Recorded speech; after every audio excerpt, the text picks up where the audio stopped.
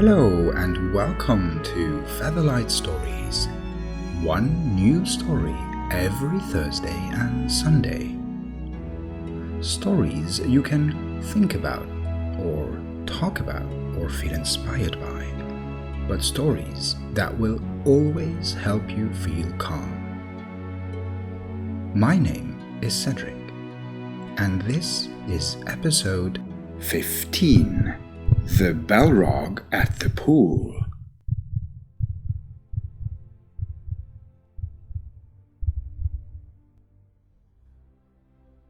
I understand not everybody knows of what we are talking after hearing the title of this story about a Balrog visiting a pool. So, allow me to give some background information for those who need it.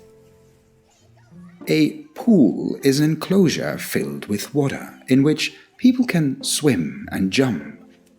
It's mostly a place where humans go to enjoy the pleasant feeling of floating around in water or experience the excitement that comes with jumping into something from a relatively high place without getting injured. Just the kind of place where one wouldn't expect and certainly not want to be in the presence of a Balrog. Since Balrogs are large monsters that are shrouded in fire, they are indeed not likely to be seen at a water-rich environment, like, for example, a swimming pool. Exceptions aren't as rare as Balrogs, and in this case, we have one of both, because a thousands of years old specimen might have misread the name of a really nice water park, Vines of Mordia, and entered it.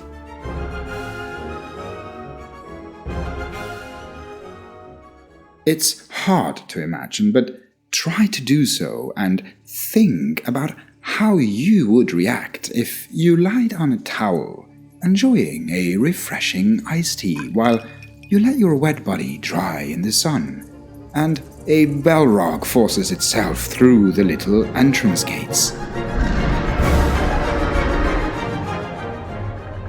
Dozens of people around you need only a few seconds to abandon their stuff and get away from it as fast and as far as possible.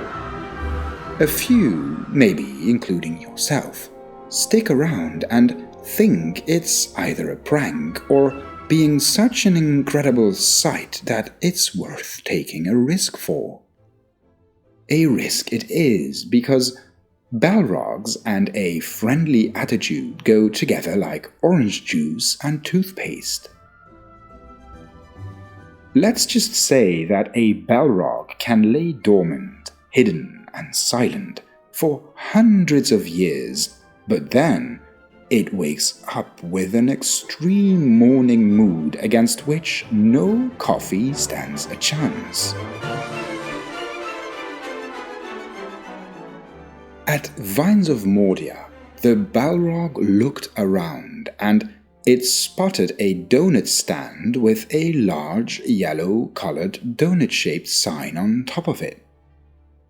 The monster lit up like a marshmallow held too close to a campfire and roared so loud that small waves formed in the nearby swimming pool. Most of the visitors who hadn't fled yet decided that it wasn't such a bad idea after all, and with some of them screaming, they started to run.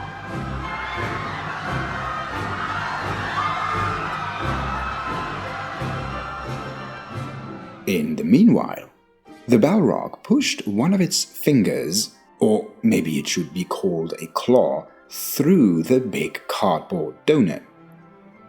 It fit like a glove, or a ring in this case, and the giant fire monster triumphantly raised it into the air. It wanted to roar again, but then spotted a human that hadn't disappeared from the water park. She was standing on the highest diving board where she had been standing for a while, even before the Balrog's arrival. The height of the boards scared her, and she had been hesitating to jump or not to jump.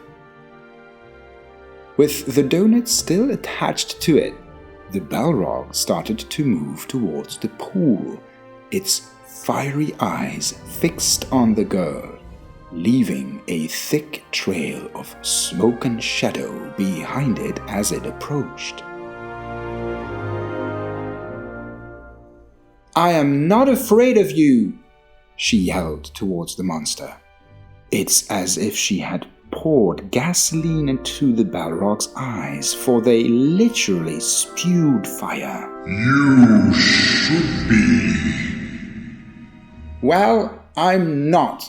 This board is way scarier than you." "Impossible."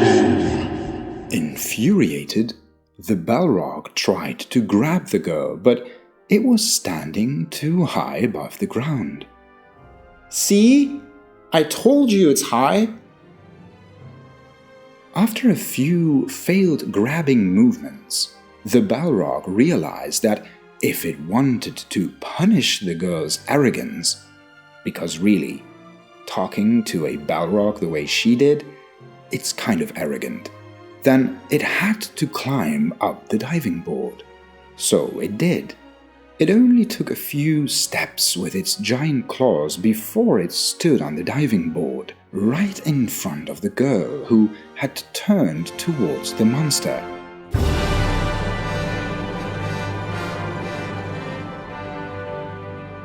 "Why are you up here if the height scares you so much?" "I have a diving exam tomorrow." "You shall not pass." "I know. You're right. I'm too scared." "But that is not the reason. I am the reason." The Balrog raised a giant whip, one that was covered in flames, and stepped forward. The girl, not seeing any other way out, turned around, pinched her nose with 2 fingers, and jumped off the board. The whip missed her by only a centimeter. Enraged, the monster stepped forward again, now standing where the girl had stood. "I did it!" the girl yelled once she re-emerged from the water. The Balrog looked down at her. "Afraid? Ha! I'm going to pass my exam, and I beat you!" "You just wait." The Balrog looked at the side of the pool, clearly intending to jump there. It lowered itself, ready to jump, but as soon as it came back up, the board started to crack and it broke in half. The girl quickly moved away while the huge creature desperately swung with its whip. As it fell down, it looked at the donut around its finger. "Why?"